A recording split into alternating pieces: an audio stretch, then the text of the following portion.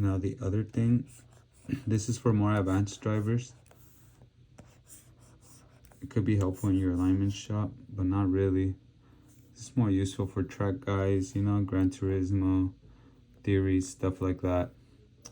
Is a toe in and out, okay? So if your toe is in, which is the front of your tire points in, like pigeon toe, like that.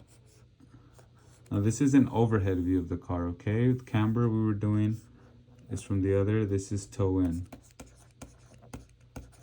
And this creates understeer. Okay, this is toe out. And this creates oversteer. Okay, you can do these on the front wheels, but you don't really want it on the back because you get negative traction,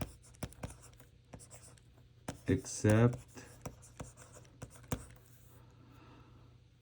there's some instances where slight rear toe, like a slight, it could increase turning, and I believe inside increases stability, so towards the inside. If you have a slight toe in on the rear, you might increase the stability of the car.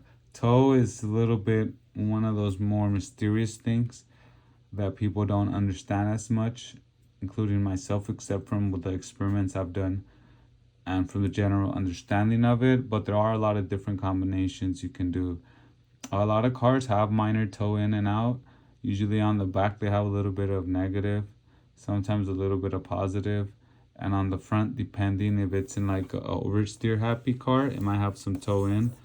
And if it's a car that struggles to turn in the corners, it might actually have a little bit of toe out. But think about your car for the situation you're in. Does your car oversteer or understeer? Do you want it to handle more or not? And the other thing too is ride height.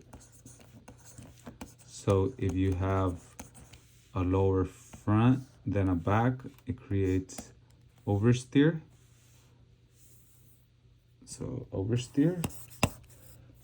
But if you have a higher front and a lower back like that, it creates understeer. So if your car doesn't really turn on those corners, you know, you can lower the front a little bit and it creates oversteer. So those are ways you can tune your car. Anytime you lower your car, when you lower your car, you want to increase stiffness. But not just that, it will naturally increase the stiffness too, but you want to increase the stiffness, and you want to increase your spring rate,